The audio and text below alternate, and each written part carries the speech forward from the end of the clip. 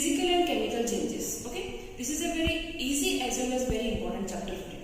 So if I will talk first about change, okay, what do you mean by a change? See, over our lifespan we can see several changes around us. Like suppose take an example of your body only. Okay, there is a lot of change of your body from the childhood up to the adulthood. Okay, from the birth up to the, see, when you were in class 1 or now when you are in class 7, so you can mark a lot of change over your body, like increase in height and all. Okay, so like that you can also absorb a lot of change over your surrounding. Okay, so changes in our surrounding is very important to continue our life. Okay, we cannot continue our life without any change in our surrounding.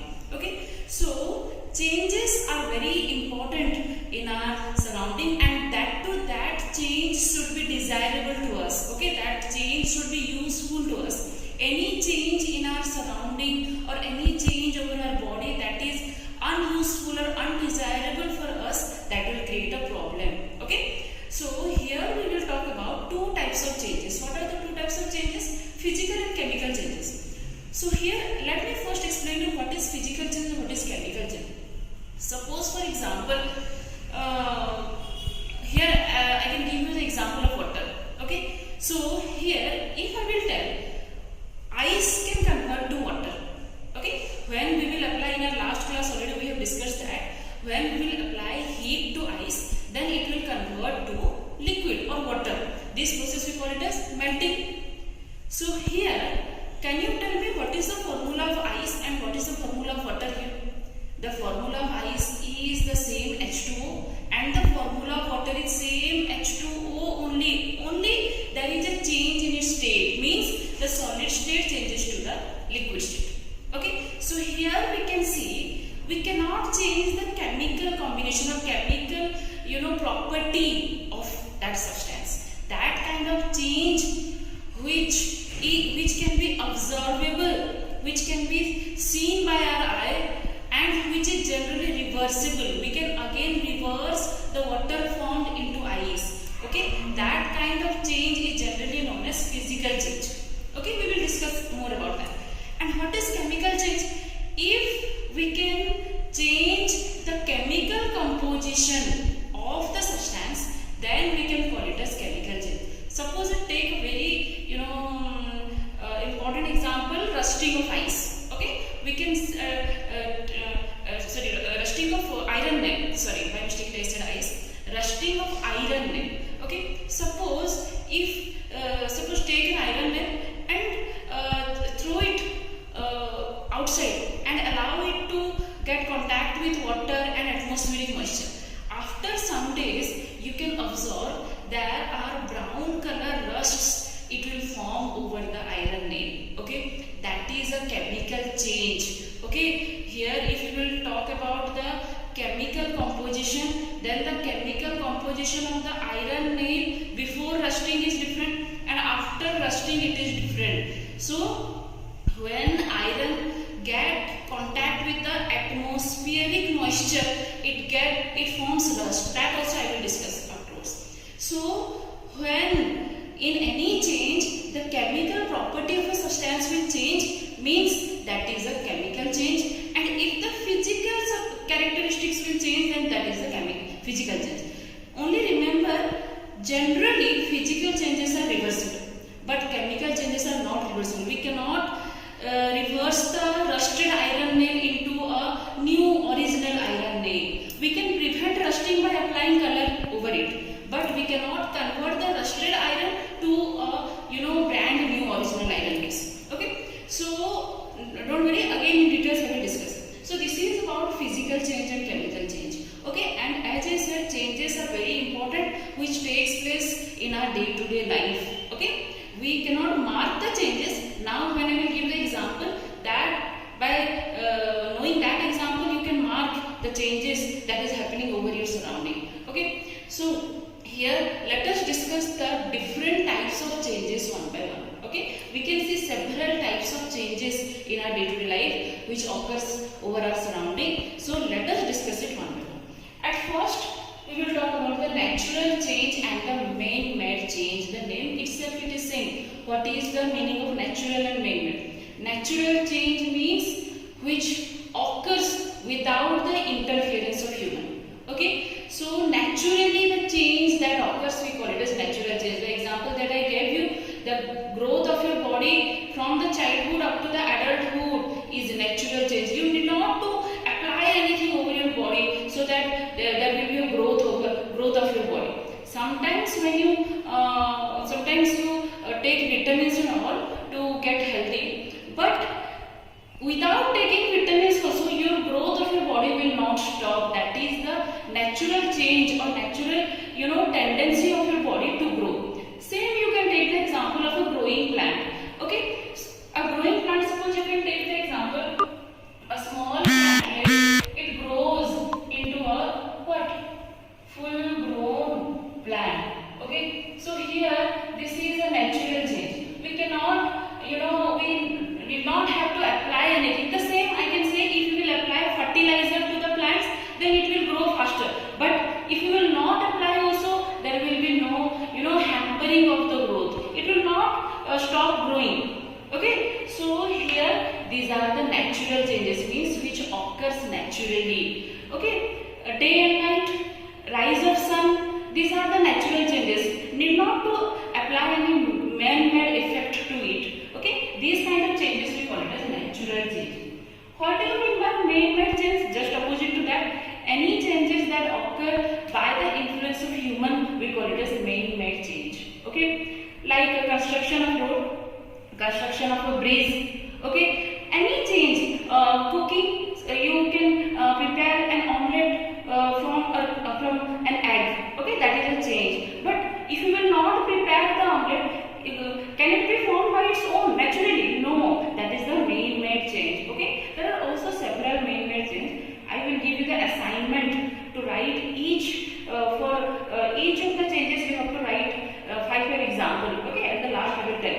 So here, got clear about the natural change and man-made change. This is the natural change which occurs naturally, and if the change occurs due to the interference or due to the activities of human being, we can call it as man-made change. Okay, so this is about the first type of change.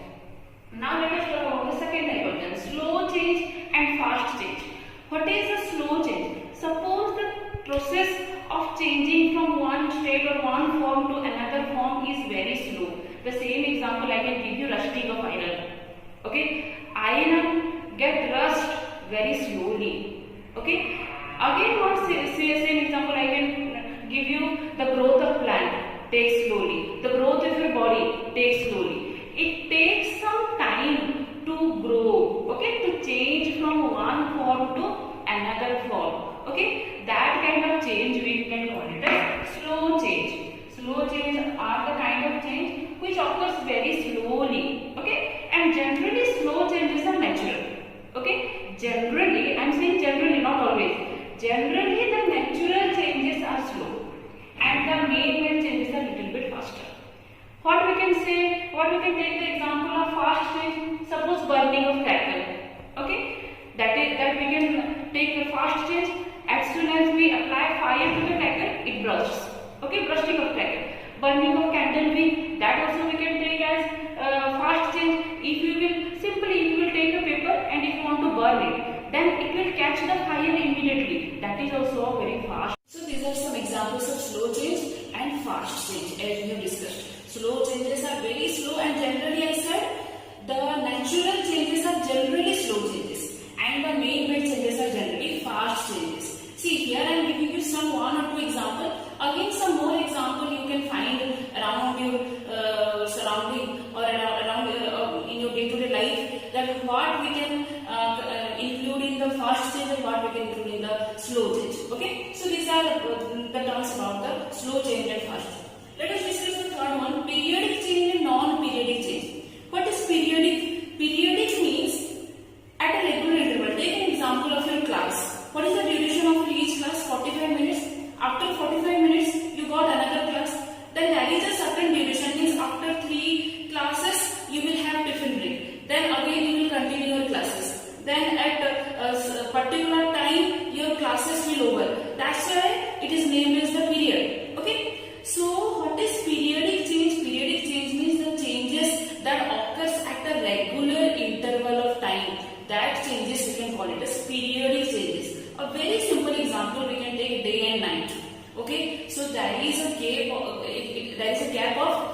12 hours in between the day and night. Okay, we cannot change it into 13 hours. This is called as a periodic change. Change of season, okay, that is also a periodic change. But nowadays, due to the increased rate of pollution, global warming and all, we got little changes in the seasonal, or we will get little variation in the seasons. That is the different thing. But season came in a regular interval only. Okay, so these are called periodic changes. Periodic changes mean changes that occurs at a regular interval of time. We can call it as periodic change. What is non-periodic change? The just reverse of the periodic change. The changes that do not occur at a regular interval of time. Suppose earthquake. Suppose in any day, if suppose earthquake occurs, it is not necessary that again in the same day next year the earthquake will take place. Does it happen? No, because it is a non-periodic change. Volcanic eruption, that is also a non-periodic change. Changes that is not certain. It is not necessary that it will be continue or it will be repeated over a period of time. As we can say, after 12 hours, after every 12 hours, there is a change of day and night. We cannot say that there is a periodic change or there is a periodic behavior for earthquake and volcanic eruption. So that is a non-periodic change. Means the change that do not occur at a regular interval of time. We can call it as non-periodic change. Okay.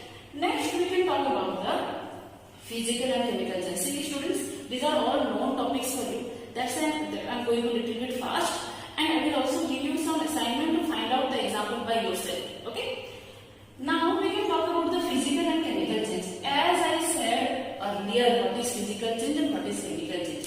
Physical change means if we can change the state or we can change the form of a substance without changing its chemical behavior, we can call it as physical change.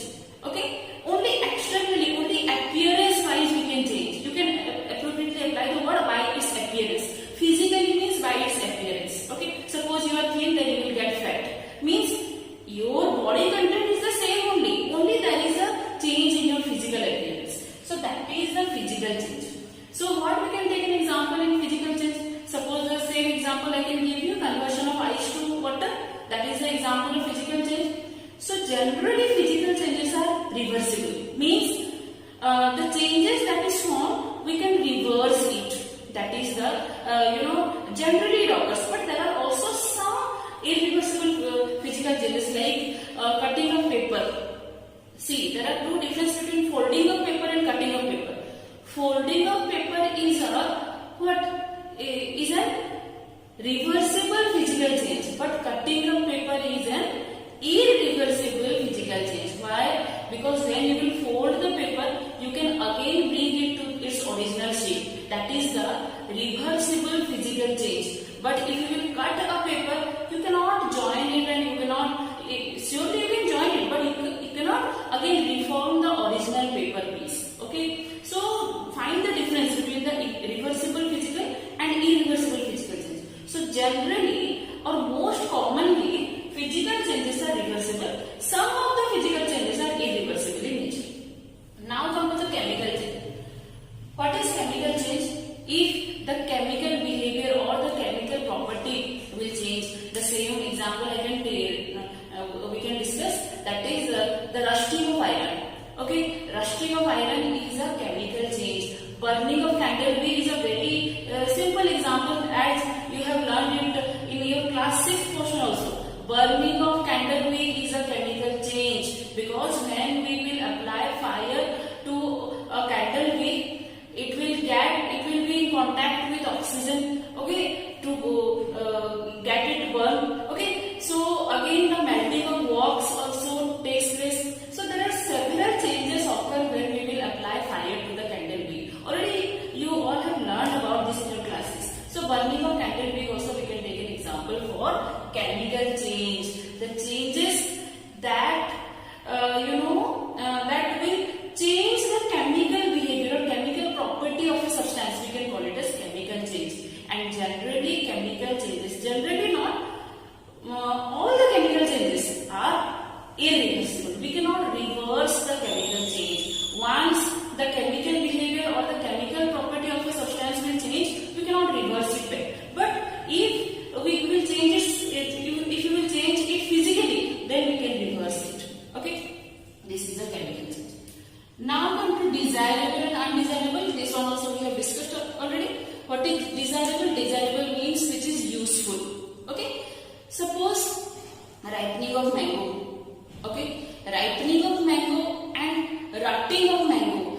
If ripening of mango, we can take an example of ripening of mango, then that is a desirable change for us. But if that mango only after ripening, if you will not use for some more days, then it will be not in the form to eat. That is the undesirable change. Again, one simple example I can give you: curdling of milk. When milk will convert to curd, if we want the milk to be converted into curd, that is a desirable change for us. But sometimes when we will forget to keep milk inside fridge, and when we want to take that milk or when we want to drink that milk, we can find a smell from that milk. Means without our knowledge, that milk start converting into curd. That is an undesirable change for us. Understood? So desirable change means the change that is useful, we can call it as desirable change, and the change that is unuseful, we can call it as undesirable change. Okay, so this is about desirable change and undesirable change. Again, some more example you can take: reversible change and irreversible change. As I said earlier, reversible change means the changes that can be reversed. We can call it as reversible change. Water to ice, ice to water, melting and freezing. See, all the interconversion of states that we have discussed, all are what? Reversible changes. Melting, freezing, condensation, okay, deposition, all the things, all the interconversion of state, we can take an example in reversible change. Okay, that are the reversible change. Means we can change it, we can reverse the change again.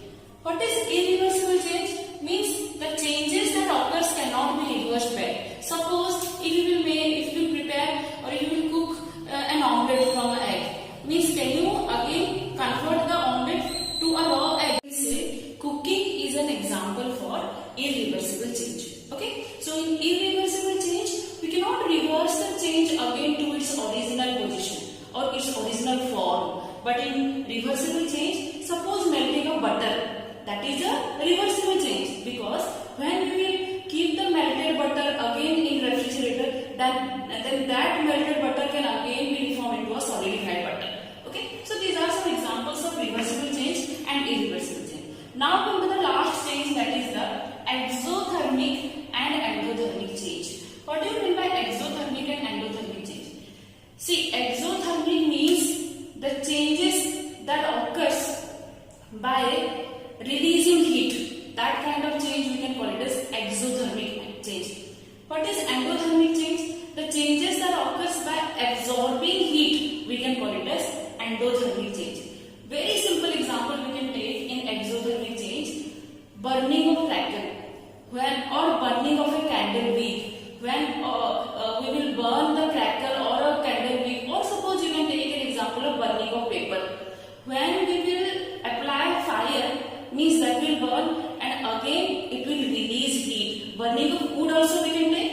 It will burn, by the same time it will release heat to the surrounding. So that is the process of what? Exothermic change. Exothermic means releasing heat. Endothermic means absorbing heat. Remember these two terms. Again we will use it in another one, again one in chapter. Okay, there I can ask you again what is exothermic and what is endothermic. Exothermic change means changes that occurs by absorbing heat. What is by releasing heat? Sorry. And what is endothermic change? Endothermic change means changes that occurs by absorbing heat. Like when we will put a pan of water over gas, then what will happen? Water will absorb heat, then it can convert from its liquid state to gaseous state. That we can take an example of endothermic change, where heat is absorbed, and exothermic means where heat is evolved. Endothermic change means when it is absorbed. Okay, so these are some of the changes that occurs over our surrounding in our day-to-day life. Okay, again you can take some more examples for that. The more you will analyze every day in your day-to-day life, there are so many changes you can face. Okay, that you can note it down as an example. Okay, so these are the changes that we can include in the physical and chemical changes. So again, more details about some of the physical change and some of the chemical change we will discuss in our next class.